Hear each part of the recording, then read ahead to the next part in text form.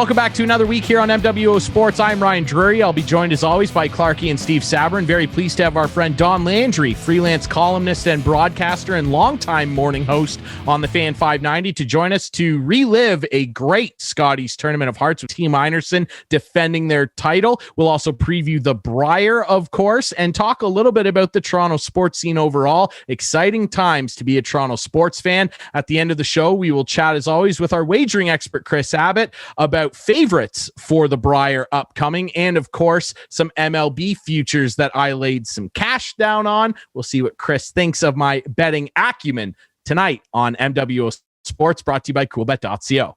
This is MWO Sports.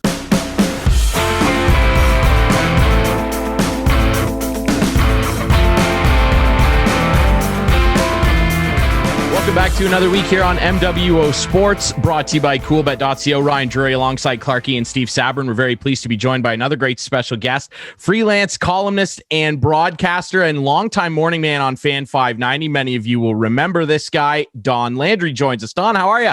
I'm doing well. Thanks for having me, guys. A pleasure to be here. Although I have to say, I'm looking at this. You guys got good setups, good lighting. This is pretty pathetic, don't you think? I could have done a little better than this, maybe. I don't mind. The artwork in the back is nice. It's a good-looking little painting you got there. Yeah. Your beautiful Stratford. There's nothing to complain about. That's not too bad. Is that some self-work? Did you paint that yourself? I mean, if it is, of course I did. Yeah, no, yes. Clarkey will attest. I'm an accomplished artist. The walls with the band, just like masterpieces that I would paint in the morning. Isn't that right, Kris? That is right. But I want to know what brought you to Stratford, Don. That's a great question. In all seriousness, I think it was just time to leave to Toronto after my time finished at the Fan. My wife, Ann, and I stayed there for a while. And then we started thinking, all right, could we live more cheaply? Could I still work? Could we have, some fun? We thought about some different places. And one of them we thought of was Stratford because we liked coming down to see the theater all the time. Mm-hmm. So we moved down, took an apartment. And then after about 6 months, decided, we're going to hang out here. Because, we can walk down the street to see some world-class theater. And there are great restaurants here and things like that. So it was as simple as that. That's awesome. Well, hey, the Festival City's not a bad place to be. It's a beautiful part of the world. Don, speaking of beautiful, another great Scotties Tournament of Hearts. I mean, it was a fantastic tournament. And Carrie Einerson was pretty dominant throughout the tournament, going back to back. I mean, a pretty impressive showing by her and her crew.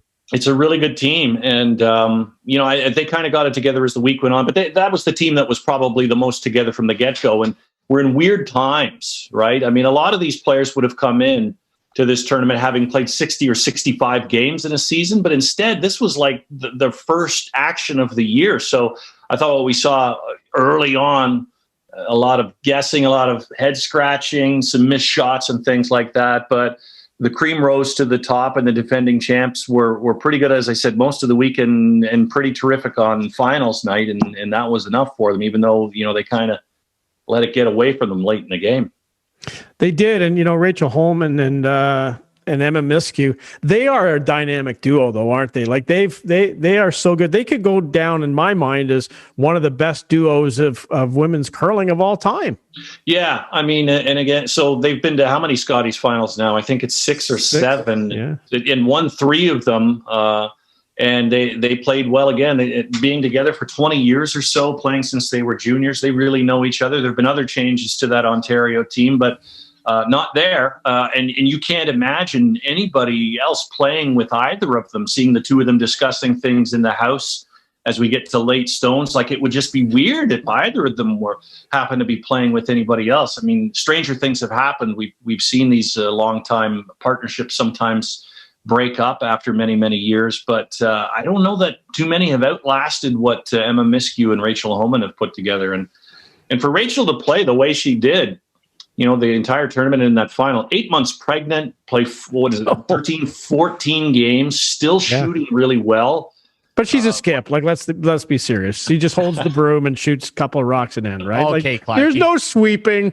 But no, I get you. But it's cool, like, to be 8 months pregnant and be able to curl at that level. Like, that's awesome. Yeah, amazing stuff. And I think we're going to see this kind of thing with the Briar. Is we're going to see a bunch of really good teams who are going to get out there who haven't played all that much. And so they're going to probably struggle for a little while. And who's going to be able to shake the rust off more quickly than the rest of them? That's going to be the big question, because, I mean, you've got to get to that final 8. And even if you stumble in a field like this one that we're going to see at the Briar, if you stumble early, you're not even going to make it to the final 8. So whoever can handle it from the get-go the best is going to have a better chance to get to that 8 and then to the final 3. Don, what's your opinion on the setup, the bubble, and everything with how the tournament was run? Have you heard anything about success stories, or here's what something will change for the Briar? Haven't heard that anything's going to change for the Briar, and I wouldn't suspect that they would change too much, because things went really well at the Scotties. They had one early health scare, which they thought was food poisoning, but they went, okay, well, we can't take any chances here. We've got to go through the protocols. And so they postponed a game that was supposed to be played on the Saturday and moved it to the Monday. It turned out it was food poisoning, and that was really the only thing that happened at the Scotties. There were no COVID cases reported at all. The players got a lot of credit for really sticking to protocols. Curling Canada did a nice job along with the health officials in Alberta, and they were pretty strict about it. I'm told that, like, the teams get together on the ice and they play together, and they, you see them out there without masks and that. But when the game is over, they go to their separate hotel rooms, and they can't even go and visit each other in their hotel rooms, which is something. So they're pretty serious about all of that, and it led to success. And here's hoping they can continue that through the Briar and then onward into mixed doubles. And then, of course, the World Men's Championship is supposed to be played there, and a couple of Grand Slam events after that. You spoke earlier about some guys who might have to shake the rust off. Tell us about the Wayne Middaugh, Glenn Howard story, and it's a wild one, isn't it? Isn't it something? I mean, you remember, like, a few years ago, Wayne Middaugh was supposed to play in the Briar with Glenn Howard as his vice, and then he had a skiing accident. It was a bad one. He ended up breaking his leg badly, and he had like 3 screws put in his knee. He had 2 more screws put in his ankle, and a 15-inch metal rod put in his left leg. The screws all came out. The rod is still in there. He retired. He said that, I wasn't really thinking about the game all that much. I wasn't going to play. I didn't go into a curling club, nothing like that. But 3 years ago, and a Hasselborgs team from Sweden phoned him and said, "Do you want to try some coaching at least?" And he went, "Sure." And he liked it. And then one day they just kind of forced him to shoot again. They said, we've had it with you just telling us what to do, and you never show us or prove that you can still do it. So he shot during practice and said it kind of rekindled something. He got back into it a little bit at our level, where we play club leagues and things like that. And then Glenn Howard has a snowmobile accident about 5 weeks ago, breaks some ribs, and says, "You want to skip at the Briar?" And Middaugh at first said, "No, I don't think I'm your guy." But Team Howard convinced him that he should do it. And so there he is. They expect that he'll probably skip the entire event, although Howard's getting better. So we'll see how it goes. If Middaugh curls well, then they'll go coast to coast with him. If he struggles early, then maybe Glenn will hop in there. We'll see. We're chatting with freelance columnist and broadcaster, longtime Fan590 morning man, Don Landry. Don, let's talk a bit about the Briar and the rest of the field. I mean, like you said, it's going to be a rusty situation for some teams, just like it was for the ladies at the Scotties. I mean, it's going to be interesting to see who can kind of catch fire early. Who are some of the favorite teams that you see that could potentially shoot for the title here? I think, Ryan, that most people look right to Team Canada, the defending champs, Brad Gooch, who's ranked from Newfoundland and Labrador, although they were kind of separated for a while, but their lead, Jeff Walker, lives in Alberta with his wife. The rest of the crew's in Newfoundland, so they all got to curl together at least through Christmas and thereabouts, and they would just grab spares to play lead. So they probably have played more than most everybody else, except for Jeff Walker, who then now they'll put back in the lineup. So maybe they won't be so quite rusty, most of them. I look at a team like Brendan Botcher's Alberta team. He's young. All he does is throw rocks. Throw rocks, throw rocks, throw rocks. So I would expect him to come out pretty good. Same thing for this young kid in Saskatchewan, originally from Manitoba, Matt Dunstone. He's just a phenomenal player. I saw him here in Stratford in the juniors years ago, and he was 19 or whatever, and I was like, this guy's pro ready. Like, he's for curling, he was like Connor McDavid or Austin Matthews. Like, get him in the lineup now. And he got into the men's game, and he played really, really well. I've seen him, just look like a a veteran out there.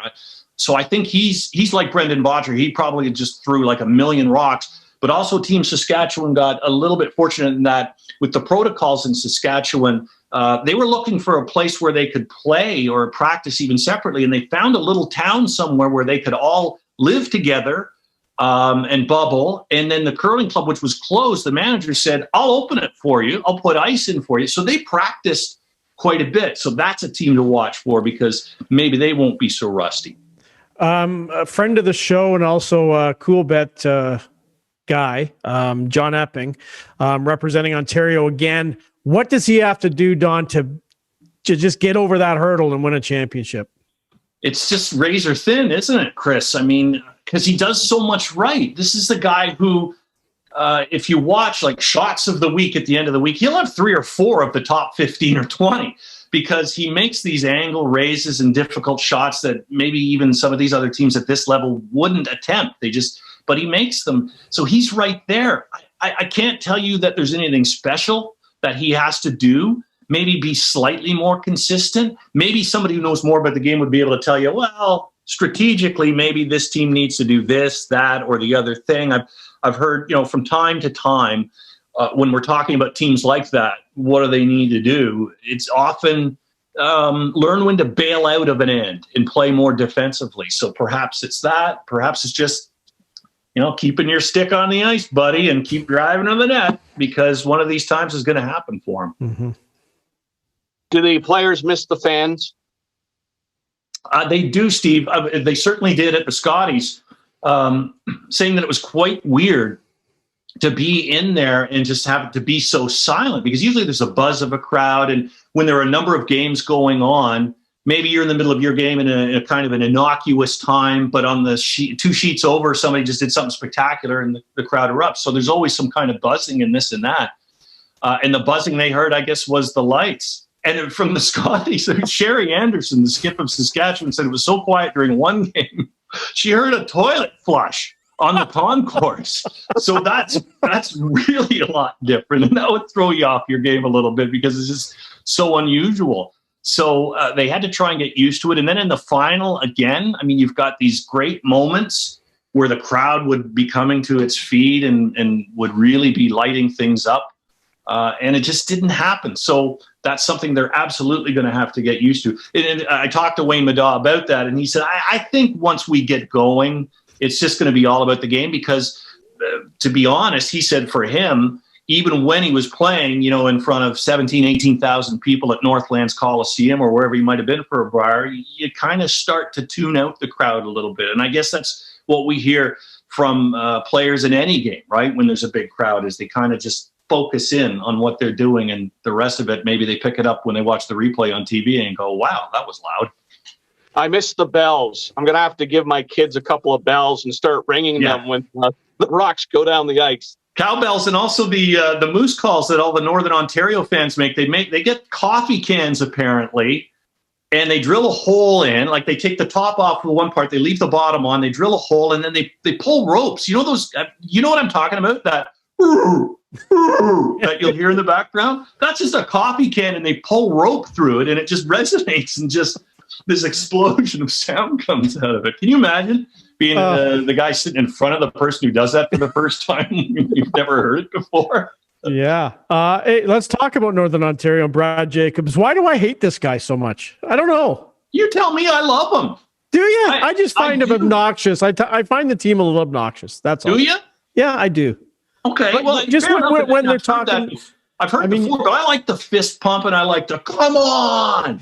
When there's a great shot made. Some people, I think, found that to be, obnoxious or maybe a little too in your face. But I never thought he was being in your face to the opponents. I just thought he was just really excited about what he had done. So I've always quite liked him and the Harndons as well. And, so I hope they bring more of that energy. And if they do, I'll enjoy it. And then I'll be thinking of you, Clarkey, sitting on your couch going, geez.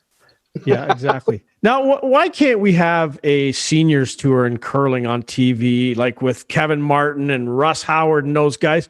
They must still throw, or do they? Do they curl at all anymore, Don? Do you know? I don't know. No, Kevin doesn't that I know of. That's too bad. Yeah, I think he got right out of it. Russ, I don't know that he throws. Glenn, obviously, still. Glenn is 57 or 58, and he's he could curl in the Briar. But I suppose if the dollars were there, then you would have that kind of thing, and it wouldn't even have to be massive dollars. It would just have to be we can earn some comfortable prize money that makes us feel good about practicing and things like that. And I miss those guys. What's that? I miss those guys. Oh yeah, absolutely. Isn't it like any other sport? You get used to players, and you see them for a long time, and you don't really want them to go away, and you don't think they ever will, and then all of a sudden they're retiring, and your world is different. It's just it's hard to take. I mean, I still miss Daryl Sittler. Yeah, I still wish Daryl Sittler was playing. Yeah, I wish Paul Matier was still in net. Yeah. There you go. Can we talk about the Leafs for a sec, Don? They're hot. Sure. I know you're probably not watching hockey as much as you used to when you worked at the Fan, but boy, this is one of the best teams I've ever seen. And the last 3 games against Edmonton, they were so dominant. It was, in my mind, very scary. Unbelievable, huh? I mean, because that's a decent Edmonton team. I don't know that people would argue it's, the second best team even in the division. Maybe people think Winnipeg is, but, with that kind of firepower and what Connor McDavid is able to accomplish, and they held them pointless, didn't they, in 3 games? I mean, shut them out twice. They could have shut out the Edmonton Oilers 3 times with 3 different goaltenders. Yeah. There's this... there seems to be, what they've got now is like a great energy line, right? You've got to have the great shutdown line that's also an energy line, and they have that, which might be really great for them in the playoffs, should be great for them in the playoffs. I know that the team, they think that they have, the right players and they have the right attitude when it comes to playing hockey without the puck. Huge, right? And if they've overcome that hurdle, which has been one that they've had to overcome for years and years, they're just going to keep rising in the charts. I mean, they're already one of the Stanley Cup favorites. But in a weird year like this, it's hard to know how they match up against teams like Tampa and any of the other, powerful teams south of the border that you want to point to. It's interesting when they signed Simmons and Thornton and talking about the veteran players that are on there. I find one of the guys that has really been reinvigorated is Jason Spezza. Like, it is night and day compared to last season. Yeah. What's he got? Like 15 points or something like that? It's a guy who, and then I watched Joe Thornton. I mean, you see these guys that are older and you go, man, I can't believe there's still something going on here. And Spezza, though, maybe was the kind of guy who people would have thought, it's just kind of ending for him. Whereas maybe you didn't quite think that way about Joe Thornton. So to see him revitalized is great, because again, it's like, a player that you've watched play for a long time and you don't want to see them go away. And it's nice to see him performing at a high level again, because, it's got to make him feel good. And he's a fun player to watch. He always has been. He'd probably play well with Daryl Sittler. He would. Who wouldn't? Who would not play well with Daryl Sittler? Exactly. And what do you think about the Blue Jays? They seem to be. They piled up. They got Springer, who seems to. They hope to be a real superstar this year. Do you see them competing, Don? For a wild card, I suppose. Right. I mean, at the top of the division, Tampa, the Yankees.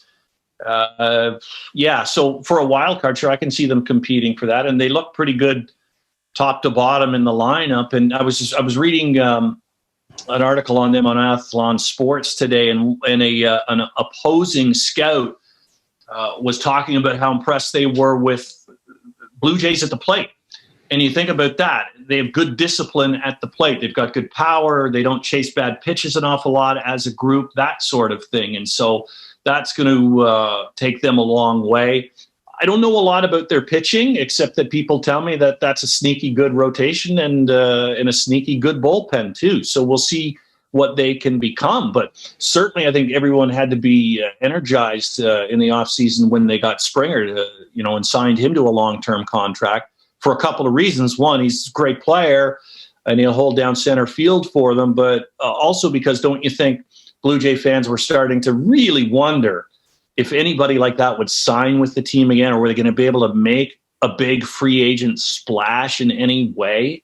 And it was frustrating, I think, in a lot of ways for a lot of people. And so that is enough to give you some renewed hope, and that they played pretty decently well in a weird season last year and got into the playoffs.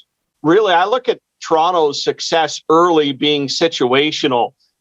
It'll be interesting to see how the team with some of the new additions respond to certain situations, because baseball is one of those games where, one play can make the difference for the entire 9 innings. Oh, absolutely. It can. And it's how are you going to react to those situations? Because we've seen it a million times, Steve, haven't we, in baseball? And that is, the one little crack in the door that becomes the big inning. So it's like, opening the door a crack like that, but then slamming it shut again. So, yeah, we're going to find out a lot, I guess, in the early part of the season. And we're going to see how this team grows into those situations as well, because that will be important as well. The good thing being that at least they had the pressure cooker of, albeit, a weird season last year and an extra playoff spot granted, at least they have that crucible of playoff baseball in some shape or form that I think is also helpful to some of these young players that are coming back to have tasted that kind of experience. But in the early going, yeah, if they let things kind of get away from them, then the rest of the season is going to be about continued growth. And isn't 2022 going to be great? And I hope that doesn't happen, that they keep taillights in sight in the early part of the season, because if they do that, then you're going to have to get really excited by the time we get past the trade deadline, I think. And 2022 is the year, I think, Don, that most people have circled where they will try and aggressively upgrade that rotation. Yeah, maybe it is sneaky good, but Hyunjin Ryu is the only sure thing there. Just heard literally today as we record this show that Nate Pearson's got a groin injury.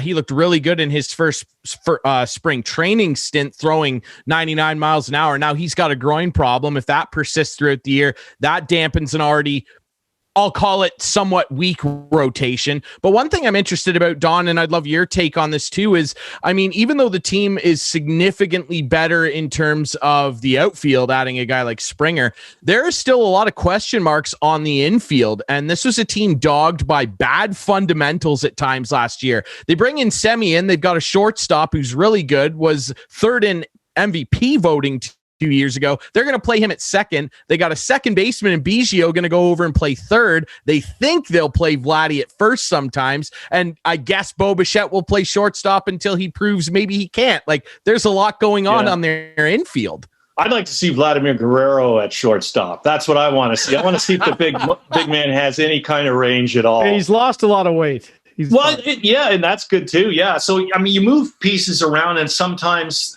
things work out for the best. And if they don't, then you move them back. That's a frustrating answer maybe. And I'm sorry for that, but people do find me frustrating sometimes because I do kind of shrug a little bit and go, try it out. See what works. If it doesn't, you go back to something else. But that's just genuinely how I feel about these kinds of things. I never get too bent out of shape when positions are changed, when batting lineups are changed, when arm slots are changed, because it might work, it might not. But it's another question mark for a team that has a bunch of question marks. But I'll put it to you this way.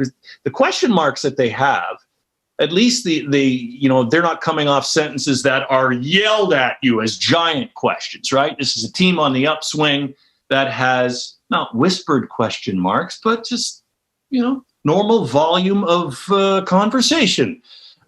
Sentences with question marks at the end of it. And it's a good place to be because you expect that things are just going to continue to get better and better and better. And it's a far cry from where they were, soon after the playoff run a few years ago, or certainly in the years prior to it. Absolutely. Sorry, go ahead, Clarkey. I know this topic is near and dear to your heart. I don't know if you're former or current PA announcer for the Argonauts. You can update me on that. But former.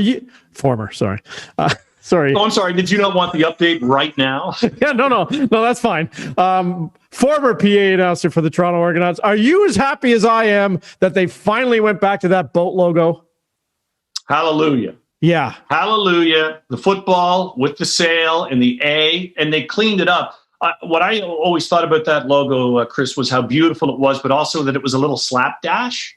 And it was, if you look at it. So what they've changed it now. The coloring's a little bit different, but they've made it just look a little crisper. I've always thought that was one of the great logos in the entirety of the sports world on planet Earth. Just tremendous logoing. So it's good that they went back to it. I don't mind the A with the shield, though. I mean, it looks pretty good. You know, it says it all. A, we've got a shield. We're coming at you. We're the Argos. But it's good that they went back to it. And so do you think there'll be a CFL? Sorry, so go ahead, Steve. You miss Daryl Sittler, but you miss Pinball Clemens as well. Yeah. Or if I'm going to go back to, I guess, Argo era for Daryl Sittler, I guess I'm missing, Condridge Hall. Well, no, I'd have to go back before that, wouldn't I? I'd have to, 80. Oh, yeah. Well, yeah, probably. Chuck Ely. Probably. Joe Theismann. Guys like that. Joe Terry Theismann. That's right. Hank Alisic. Big Z. Zen and Andrew Zishin. Yeah, these guys now, I guarantee Ryan and Steve have never heard the name Zen and Andrew Zishin ever before. Hey, what are these guys talking about? Yeah, you guys ever heard of Tom Brady?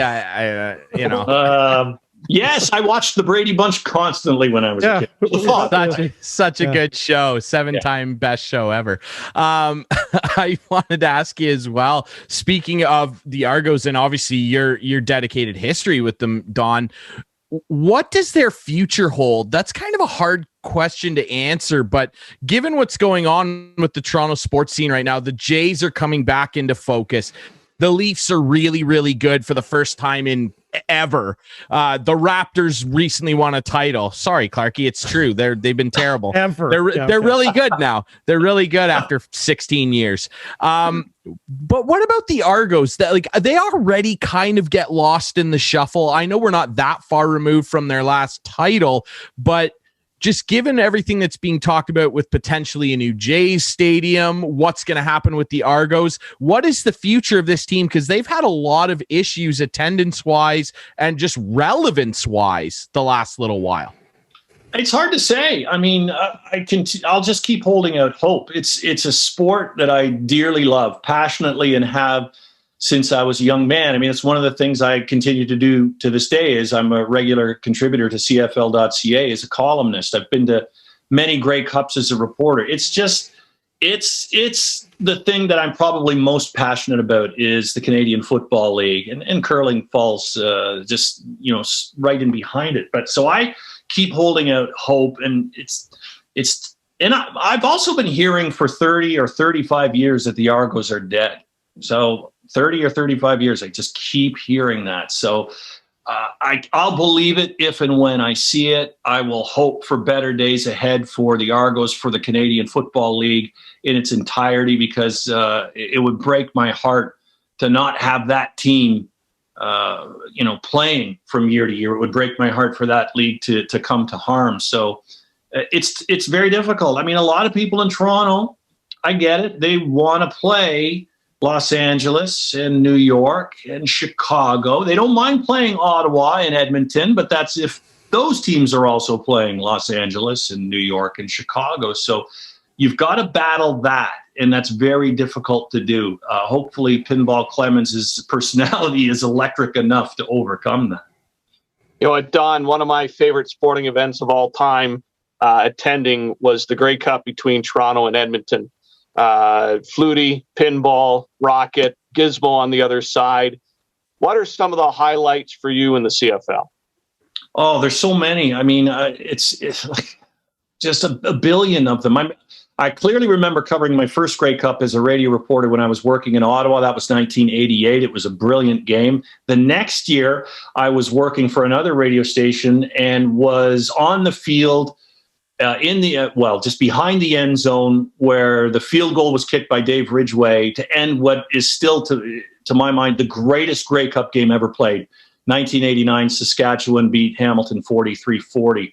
Those things immediately pop. As a young man who was growing up in Toronto, 1983, Kris is going to back me up on this, I'm sure. Yeah. Because at that time, the Argos were still big. they hadn't won the Grey Cup in 31 years, and there was just this massive emotional outburst in Toronto over this. And I remember skipping school. I was a Humber College radio student at the time and went to the parade, and it was just it was tremendous. So that one sticks out for me too. Yeah, I'll never forget that Grey Cup game. I was a big Conrad Holloway fan, guys, and Conrad didn't play well in the first half, and they were platooning Joe Barnes and Conrad Holloway throughout the whole season. Joe Barnes came in the second half, and I'll never forget the little 5-yard or so pass to Cedric Minter as he backed into the end zone to win that Grey Cup. That was the first Toronto team that I cheered for to win a championship, and it was unbelievable. I went to the airport that night and welcomed them back to Toronto. It was packed. It was. Did you go too, Don? I did not know that about you. No, I did not know. Oh yeah. Oh yeah, huge Argo fan. And the parade, people were hanging off the traffic lights, like people climbing the poles. It was a crazy, crazy ticker tape parade downtown Toronto, and now wait a second. Did I hear you say you were rooting? That was the first Toronto team you rooted for to win a championship? No. That was the first Toronto team that I rooted for that actually won a championship. The other ones didn't win anything, Don. True. No, I remember. That was what I was trying to say. I know, but the Leafs had a guy named Darryl Sittler. Do you remember him? Yes, and Mike Palmetier, and they won squat. But they were fun to watch. They came close. They beat the Islanders in 70. How are you doing with this, Ryan and Steve? Are you enjoying the old guys reminiscing? No, this is perfect. You know what? You talk about being Argos fans. When I went to that Grey Cup at Ivor Wynn, me and my buddy, fresh out of college, head to toe Argos gear. And my buddy says to me, we got real good seats for this game. So I'm thinking, okay, we'll have decent sight lines. We ended up square in the box seats in the middle of the field, surrounded by Cat people. We were the only two Argos fans within about a 10-yard radius. And those Cat fans would have been in a very good mood because the Argos were winning a Grey Cup in their building and used their dressing room. Yeah, I can imagine that would have been. But now, how did you enjoy the weather? Because it was just snowy. It was amazing. It was fantastic. I mean, it was snowing, but it wasn't cold. And in fact, I give credit where credit is due. We were kept pumped full of hot chocolate and chicken wings because the crew that had their seats were all bringing food in and stuff, and they shared. And now digging out the car after the game was another situation, but it was quite the experience. It was just hot chocolate, Steve. Is that it? It was hot chocolate. Yeah, right. Hot chocolate with rum chata. Yeah, hot chocolate with rum chata, maybe. Well, Steve, that's good that, hey, they shared their wings with you. You didn't have too bad a time in the Tiger cage, did you? No, Don, we really appreciate you doing this. We're looking forward to the Briar after a great Scotties Tournament of Hearts, and it was great to chat Toronto sports scene with you as well for the brief time I was here for it, at least. We really appreciate you doing this. Don Landry, he is a freelance columnist and broadcaster, longtime morning man on the Fan, of course, and you can catch his work, like he said, at CFL.ca. Steve? Yeah, and you know what? When we get junior hockey back on the scope, now that we know where Don is landed, we'll have to bring him on for our junior hockey broadcast. Love to. This was a lot of fun, guys. I really appreciate it. Thanks for having me on. And good curling. Yes, sir. You've been waiting all show for that, haven't you, Don? I like value add to the broadcast. That's good. I like a guy better that's than your prepared. Don't chirp the painting, Clarkey. Come on now. All right, we'll take a quick break here. When we come back, an NHL superstar gets a fine, and the Leafs, boy, oh boy, they just torched the Oilers this past week. We'll talk about that and more coming up next here on MWO Sports, brought to you by coolbet.co. This is MWO Sports.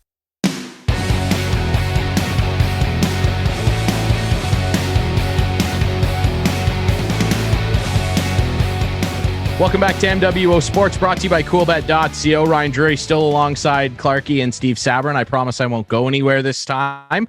We were very happy to have our friend Don Landry on, who is a freelance columnist and broadcaster, and of course, longtime morning man on Fan590. That was a great chat. And guys, I know we dug into this a little bit already with Don, just talking about the Leafs and, you know, Clarkey, despite my jab to you earlier, just how good they really are. I mean, this is an extremely talented team, man. And I mean, with arguments from outside fans, you know, arguing the weakness of the division aside and whatever, boy, oh boy, this team is just locked in right now. And they just dummied Connor McDavid and company across 3 games. What was the combined score? 13-1 or so? Just a disgusting display.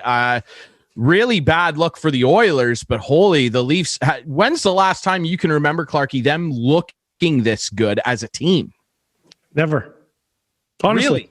Never. This is the best team. 93? No, this team's better right now. They have more firepower than that 93. That 93 team played as a team. Don't get me wrong. Mm-hmm. But now that line, that, you know, that checking line, the hem line, whatever you want to call it, Engvall and Mikheyev and Hyman, and like Hyman was the best player in nearly all 3 of the games. Yeah. Like he got right into Mike Smith's face there the last couple of games. He didn't play the first game, Smith, but you know, Smith took a couple of penalties on Hyman. It's just amazing what they did. Remember, the Oilers came into this series 4 points behind Toronto with a chance of sweeping them and moving ahead in the standings. Now they're 10 points back and in the rearview mirror. They're done. They're not going to catch the Leafs now unless something really drastic happens. Winnipeg has now moved into second place.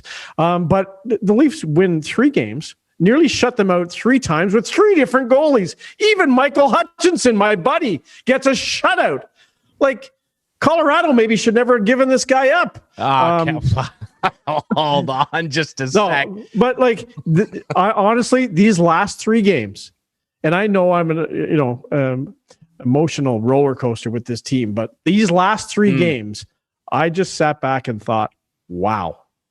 Like Connor McDavid didn't get a point in 3 games. Draisaitl got 1 point in 3 games. They totally shut those guys down. In the past, maybe if the Leafs won 3 games in a row, it would be 7-6. You know as well as I do. That was the way they played. They played a heck of a defensive game in all 3 games. And the goalies look great. I'm a little concerned that Campbell's hurt again, but and then Thursday tonight, as we record, they're playing in Vancouver. And I guess Hutchinson's expected to start because they didn't want to go back to back with Freddie. So we'll see what happens tonight. And tonight is a big game because coming off that high of 3 games, you got to get refocused and play well tonight to really hammer that North Division. Are they the best team in the National Hockey League? Yeah, you're right, Ryan. A lot of fans are saying the North Division is weak. We're never going to know until the conference finals and when they get out. Like, we're never going to know. But all I know is one thing: they're in first place, and they are moving fast in first place and widening the gap.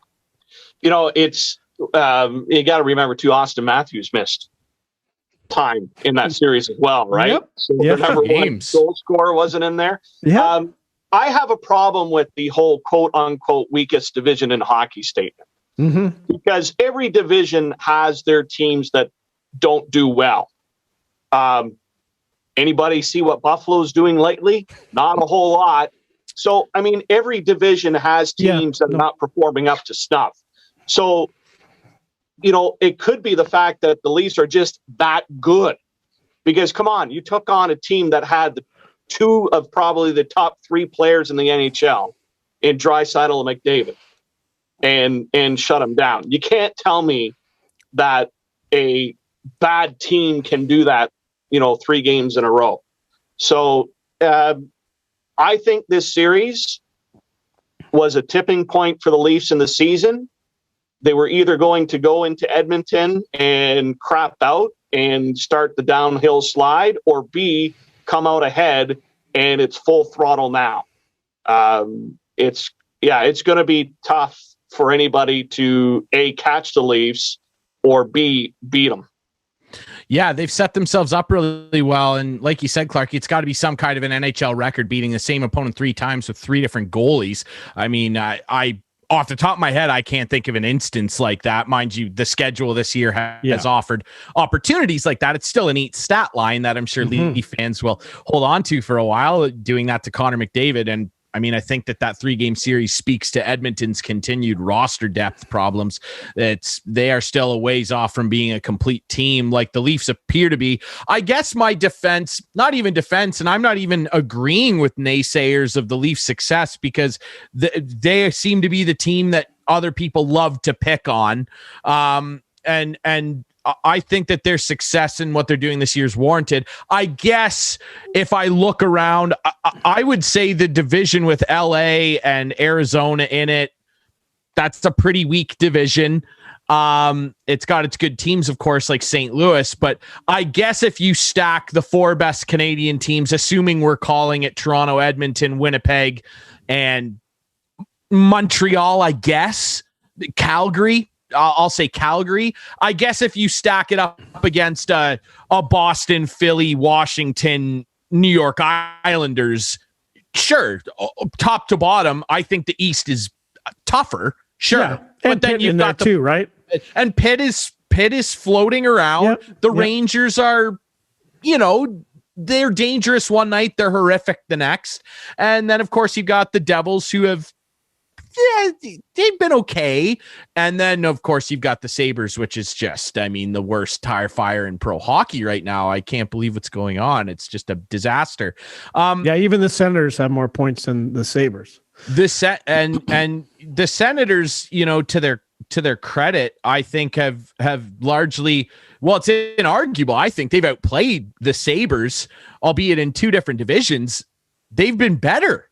They're getting contributions from more guys consistently across the lineup. They work very hard. DJ Smith, we knew that was going to be. Yeah, that's the way that they have to be in order to be somewhat successful. Whereas you look at a lineup like the Sabres and think Jack Eichel, $10 million, Jeff Skinner, $8 or $9 million, Taylor Hall, $8 million. I think between the 3 of them, they have 2 even strength goals. 2. Like, how crazy? Isn't that crazy? Yeah, and Jeff Skinner's not even playing. He's benched. He hasn't been playing. Ralph Kruger is lighting his career on fire with a match right now. They brought this guy in, and I thought it was a good hire at the time, to be honest. Introduce some new ideas, and has been successful at a number of different levels. But he's got to be the next coach gone in the National Hockey League. I don't even know who else is close. Like the Claude Julien thing surprised me. I'm not that close to Montreal. I thought they wouldn't even make the playoffs. I didn't think they did last year, but the league decided to put them in. I was talking to Pooley today and gave him a couple of jabs with his prediction of second place. And who knows? Maybe they'll come back after this. They have a new goalie coach now. So Carey Price is really running the ship up there in my mind. I think he got Julien fired. Now he's got his goalie coach fired. They brought in a new guy to work with him. I don't know. I don't know that he got those people fired, but I certainly think that you could say that Sean Burke is now the goaltending coach because of lackluster play over the last 3-4 years. What else can you do? But if Carey Price's save percentage is .920, they're not in the position they are, and Claude Julien doesn't get fired. But anyway. You're right. You're right. I think the one team you've got to watch out for is Winnipeg. They're the team they're that's sneaky. They got a great goalie. And they're starting to click. Yep. They're getting their points where they need to get their points. And I still think they're not as deep as the Leafs.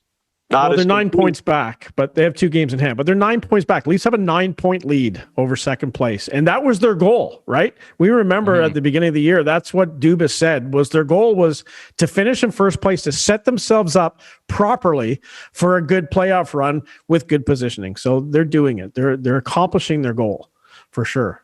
They certainly are. They look really good. Now, Kyprios, I like Nick, but I would not give up Nick Robertson for Sam Bennett. Sorry, I wouldn't do it. I don't think Sam Bennett's that good. And he would offer some sandpaper, but if you're going to get a guy like that, is it really going to cost you Nick Robertson?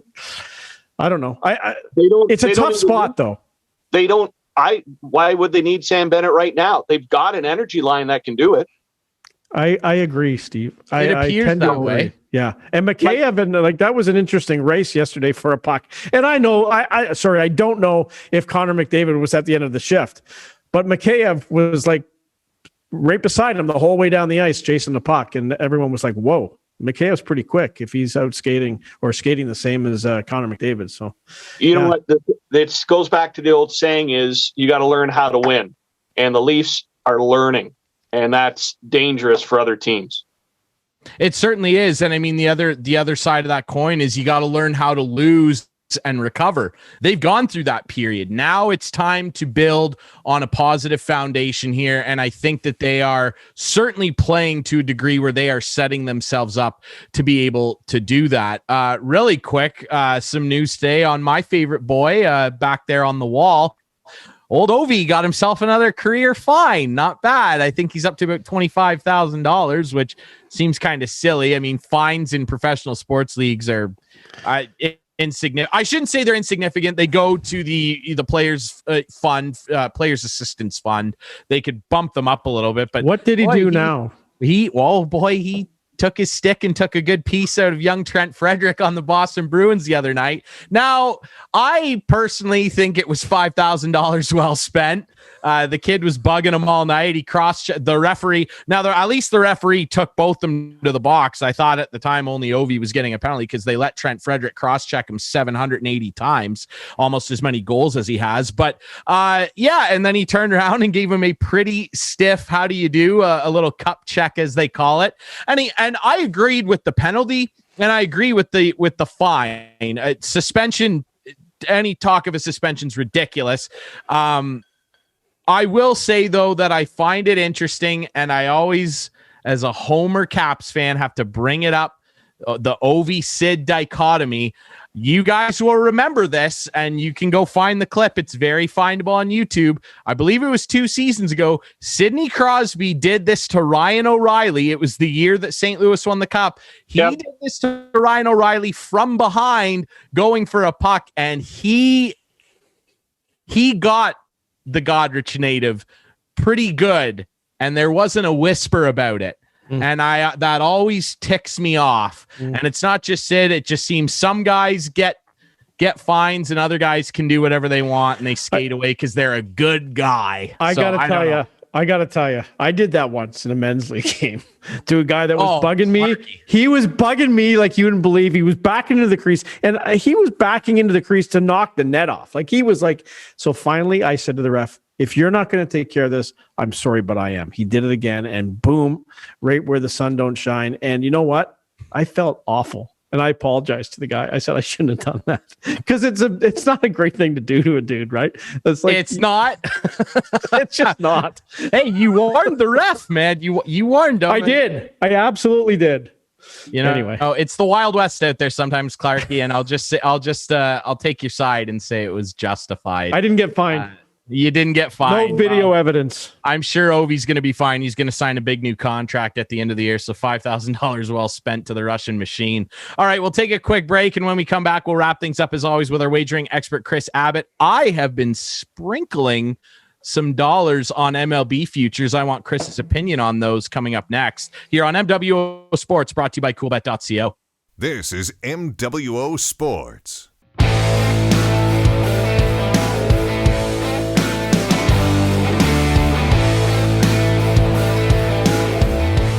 Welcome back to wrap things up here on MWO Sports for the week. Ryan Drury alongside Clarkey and Steve Sabrin. Pleased to be joined as always by our wagering expert, Kris Abbott. How are you, Kris? I'm doing good, fellas. How are we doing this week? We are doing good. Very well, my friend. Now, I know Clarkey has a question he needs to pose to you right away. He's got money burning a hole in his pocket. Clarkey. Well, we spent a lot of the show talking about the Scotties and then the Briar. Who's the favorite? Who's your dark horse? And where's your boy, Cool Bet's own John Epping, going to end up? Okay, so my favorite, and I had nothing to do, or the favorite, and I had nothing to do with this, but it's Newfoundland and Labrador's Brad Gushue, the champion from last year. They're Team Canada this year, so there's actually going to be 2 teams out of Newfoundland there. But they're the betting favorite at about plus 230. Now, Team Epping opened around plus 500. They've since seen their odds go up actually to about plus 750. And the reason for that is Kevin Cooey's team opened at about plus 500 as well. And we just saw a ton of action come in on them. They were Team Canada last year. Obviously, Kevin Cooey is always there when it comes down to it. So they've gone from like plus 500 to plus 300 since the odds have opened, and that's fairly significant movement. And then, of course, you've got Brad Jacobs' team there and Brendan Botcher. All the usual favorites. So. Obviously, I've got to put money down on my friends from Team Epping. Like, they're legitimately friends of mine now after the relationship. So I'd be excommunicated if I didn't do that. But in terms of who I think would win and where I think the value is, Brendan Botcher's plus 450. He's been in the final for the last 3 years. So I think that's a pretty good pick. And then there's a bet on Northern Ontario to finish in the top 3 at minus 118, and I think that's a pretty good play as well. When Mark Kennedy's on, he's the best in the game, so it's hard to pick against those guys. It's going to be a great tournament. Now, speaking of some futures here, I have been having a nice little run for myself this year so far with our friends from CoolBet, and I decided the other day to sprinkle some change, some loose change, if you will, on some future bets here, and I'd love your opinion on them. First of all, I don't think this one will hit, but the value is so good. I laid down some money on George Springer for AL MVP. It's paying plus 2,500. I mean, I threw a couple bucks down on that. I mean, I think that's a decently safe play that could pay off nicely for myself. Kris, what do you think of that? I don't hate it. Was he the highest Blue Jay? He must have been close. He's the highest Blue Jay, yeah. Yeah, so then Bichette. I don't hate that because, he was part of like a conglomerate of guys in Houston and cheating or not, whatever. He's still a really, really good ball player, and he's a clutch ball player. And if it gets into the dog days and the Jays need some big moments to push themselves into the wild card spot or even into the division where they're second favorite behind the Yankees right now, I can buy that. I mean, for me, I think this is, when I try and think about free agent acquisitions the Blue Jays have made in the last 20 years, this has got to be right up there. I mean, the Ryu signing was big last year. This is a big get. So yeah, I'm okay with that. I think it's worth it. At plus 2,500, I think it's decent. I'm a little more confident in my next one for NL MVP. Plus 2,000, I mean, Manny Machado, I think that's a slam dunk. I don't think it's a slam dunk he wins MVP, but that bet is just way too enticing. Playing for the Slam Diego Padres, I think that he could have a potentially big year. Cy Young, I laid some money down at plus 1,300 on Blake Snell, also joining the Slam Diego core there. He's done it in the AL. He'd be one of a few guys to go and do it in the NL as well. And then Hyunjin Ryu, who won best left-handed pitcher in all of baseball last year. He's paying plus 1,500 to win AL Cy Young. And then in terms of home runs, this is a great value bet. Matt Olson of my Oakland Athletics at plus 2,300. There are a few guys that have the pop that he does, and I mean, if he's healthy after a pretty down year for himself last year, plus 2,300, I'm looking to make some money there on Matty O. Okay, so the Blake Snell pick I like because we talked about what he did. He did that in the toughest division to pitch in baseball when it comes to hitters and parks you play in. So I don't mind that at all. I'm a big Blake Snell guy myself. I don't think I like the Machado pick. One, I don't like Machado as a player, as it is, but that's a whole other conversation. He is so dirty. But I don't think he's I don't know that he's going to be the MVP on his own team. So I think it's really hard to take him for the league there. But hey, he has the talent. If he could put it together for an entire season, there's no doubt about that. I mean, you're betting with your heart on Matt Olson there, but hey, everyone likes an underdog. It's plus 2,300, man. And Matty O, he can crank him with that beautiful swing. We'll see if it works out. I'll let you know, of course, if I win any money.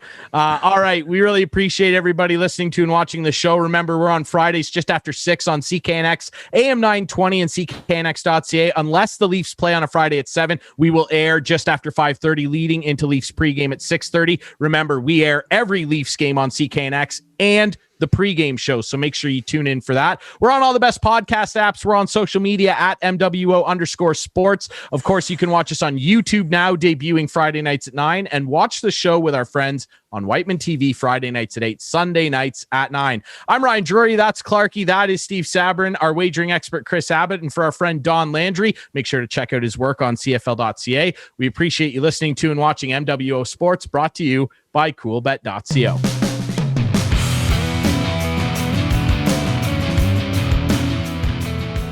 Hey everyone, thanks for continuing to tune into the show. Ryan Drury and Clarkey here. We may look a little different, obviously, but we felt that it was prudent to just punch in and talk about some really sad news in the sports world. Obviously, we learned shortly after recording this week's show that we lost Walter Gretzky, Canada's hockey dad, at the age of 82. Obviously, extremely sad news. Clarkey, he was a legendary figure. He was battling a lot of different health issues, had a long battle with Parkinson's, and Wayne obviously sharing the news last night. Just talk a little bit about what you remember best about Walter and really what he meant to the sport and really this country. Yeah, well, first and foremost, it's nice that Wayne and the his family shared him as the hockey dad, because he really was like. I met him a few times, and just such a gracious guy. Always willing to talk to you.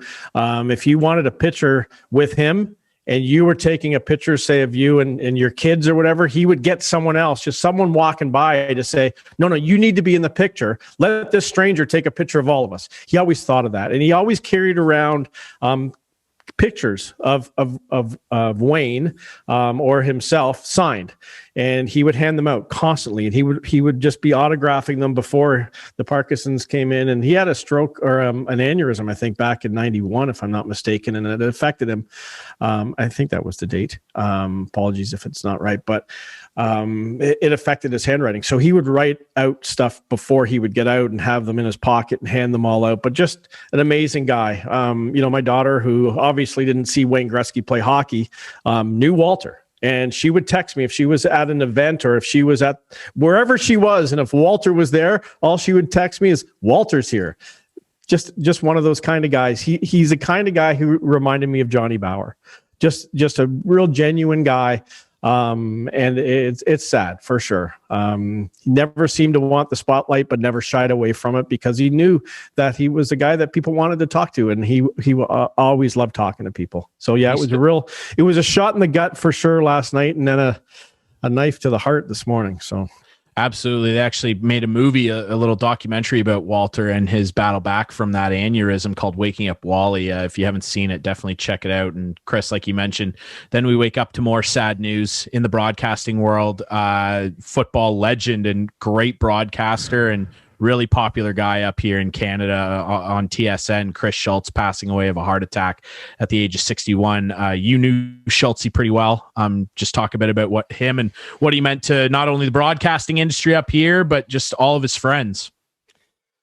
There's not many guys who I can say I definitely had an influence on bringing them into the broadcasting world. And he was still playing for the Argonauts at the time. And I was, as I've said many times, I was a big Argo fan.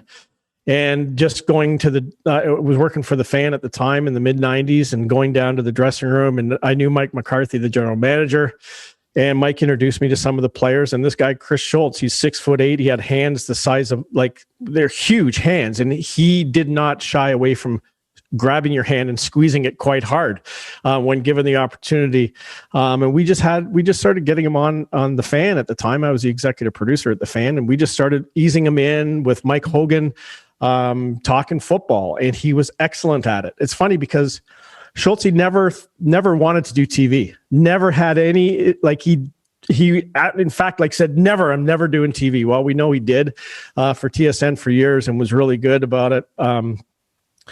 But I'll miss him a lot. And we talked not too long ago, and I know he was struggling with some health issues at the time. He lost his father recently, and he wasn't doing great, but this is not right for a 61-year-old guy to go the way he did. So I'll miss him a lot for sure. Absolutely. And the broadcasting world and football fans here in Canada will certainly miss him as well. Like you said, Kris, I can't say it much better than that. Rest in peace to Walter Gretzky, and rest in peace, Chris Schultz. Thank you for listening to and watching MWO Sports, everybody. We'll be back next week.